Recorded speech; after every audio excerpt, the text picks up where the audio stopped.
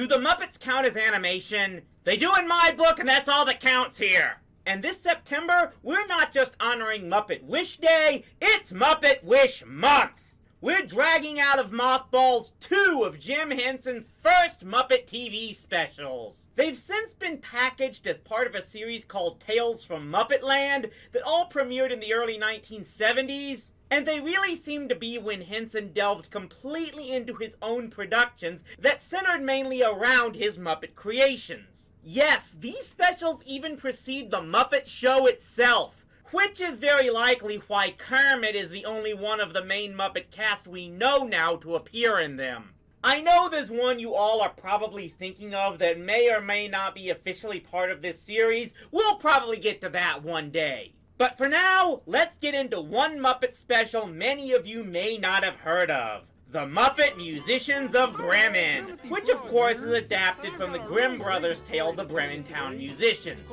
Very loosely.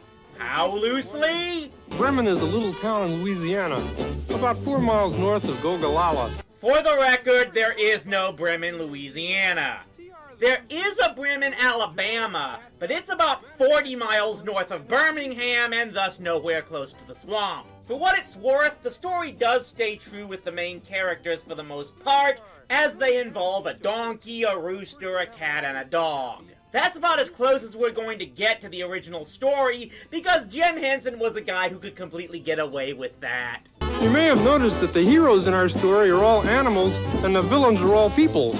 I hope none of you take that personally. Well, they're Muppet people, so I can kind of accept that. So the story begins with this donkey named Leroy, but since we never see him after this special, I'm just calling him Donkey. Donkey! Okay, we got that joke out of the way. So the donkey, who kind of looks like he needs to lay off the meth, is owned by this thief here, who can be Exhibit A as to why Henson never again made puppets that tried to actually look like real humans. And he won't be the only example, as you'll see. The thief has decided that Donkey is no longer worth anything to him and needs to retire. And of course, there is only one way to retire anything of the equine persuasion. I'm gonna get me my gun and retire you proper! Put down that devil horn! Blush it anyway, you jickle French way back! What the slag?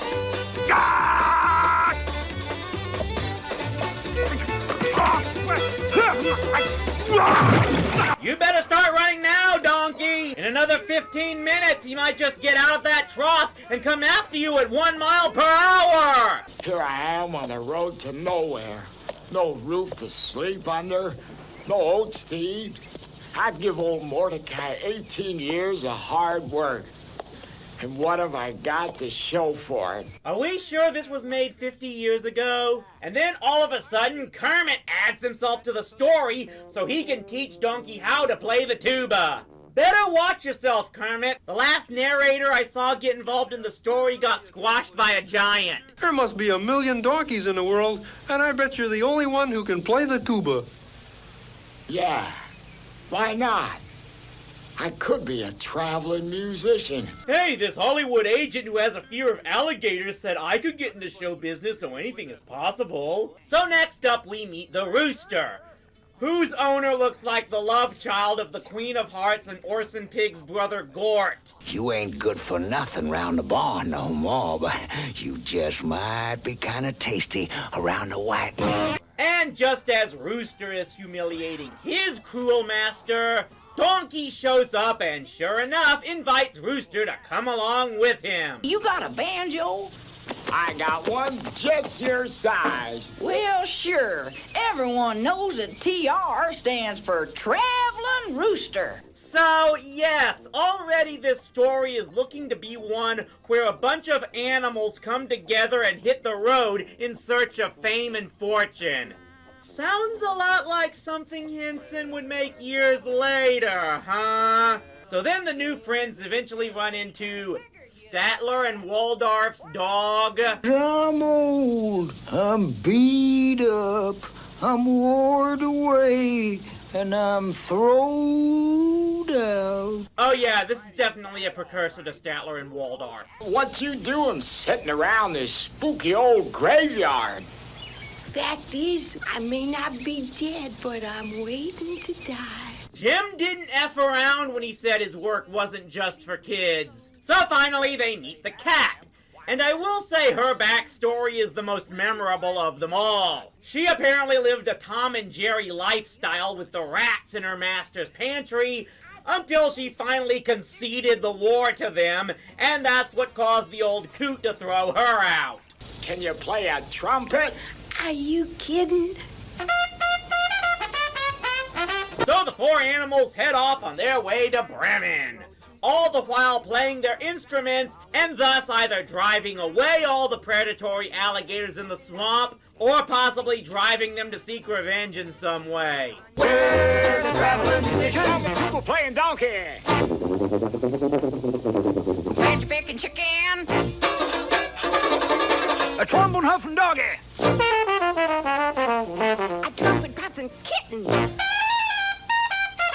Yeehaw, yeehaw. Meow, meow. We're the huffing, puffing, playing, picking, donkey, cat, and dog, and shrieking barnyard band. I'll still take them over Alanis. They eventually come across a house with people inside. Maybe one of us ought to sneak down and check things out first. I'll go. After all, this is swamp country. I'll go. No one lives around here but ugly, mean thieves and robbers. But wouldn't you know it, it ain't just robbers in there. It's all the animals' former owners who were actually a whole mob working together. And yet the animals never met one another before now.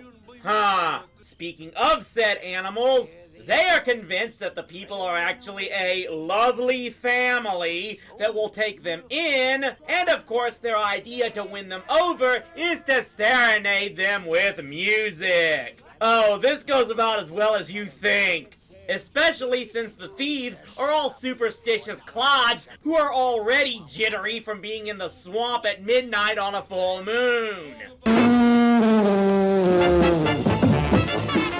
Swamp